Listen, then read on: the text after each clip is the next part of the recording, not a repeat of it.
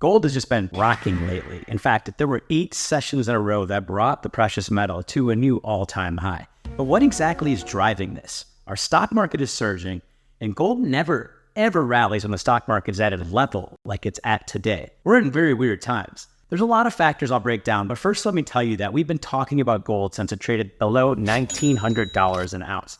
And I'm going to say right now, I was dead wrong about the stock market continuing its surge, hitting all-time highs, people celebrating in the streets. I really thought it would taper off many months ago, but here we are, second quarter of 2024, and it's still running very, very green. It's impressive. It's impressive. I can't solve this one. Okay, so one of the drivers is China. They are buying crazy amounts of gold. I mean, like insane amounts of gold. Here's a shot of in the share of what they're buying as far as a percentage of their total reserves. Look at that. Incredible. Now, the price jumped over $2,300 an ounce recently, and this was said to be a major breakout point. And this has jumped despite, again, the stock market being on absolute fire because of international tensions. And we got many of those going on right now, let's be totally honest. And the moves made by global central banks are also driving this too. And this matters because the central bank purchases have been key in driving up gold, which normally operates as a safe haven, as we've told you many times on this channel, in times of turmoil. Got some turmoil going on right now. There's conflict in the Middle East, as well as speculation that the Federal Reserve may loosen monetary policy later this year, which I talked about previously. So this is giving the bullion a little bit of bounce right now. The metal neared $2,400 an ounce, and it's really likely at that price discovery really soon. We're getting to a point where we don't know if it's going to go to 3,000 or continue to peter off in this level right now. Now, to put gold in context, the metal's rarity and physical properties give it its inherent value besides being just a shiny, coveted metal. Bullion is also used by investors as a hedge against inflation, the market, and global risk. And that's part of the big reason that Costco started selling gold bars last year, and one of the best publicity stunts I have ever seen. According to Bank of America data, China, Poland, and Singapore led the central bank gold purchases in 2023. The world's second largest economy has led the pack, stockpiling gold for the 17th straight month. So let's take a closer look at the numbers. Bullion still makes up a large portion of global central bank reserves, and they're adding all the time.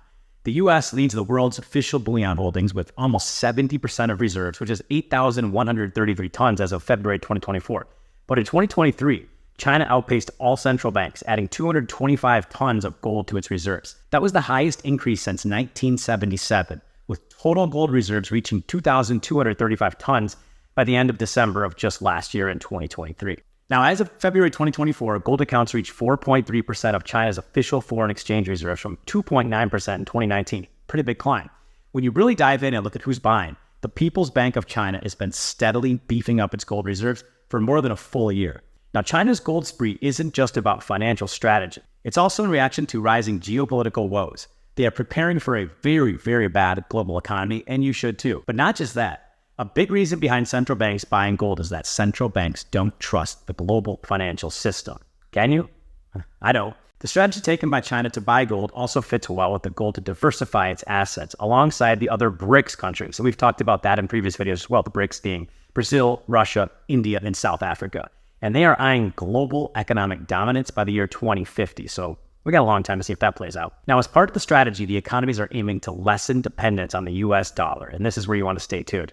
We call this de-dollarization, getting away from the dollar being the strong currency. Nobody has anything good to say about our good old American dollar right now, especially Grant Cardone, who went on a tangent last week on X, formerly known as Twitter, about how the $100 bill has lost 94% of its purchasing power since he was born. Now, we're closely watching this because of the value of the US dollar, which, let's be honest, it trades inversely to gold, as well as indications that markets are tempering bets on Fed rate cuts as US data continues to just defy expectation. That's really all I can say there. Like, it's baffling. All I can say is, Greg and I are gold stackers. And we've been calling this for quite a while.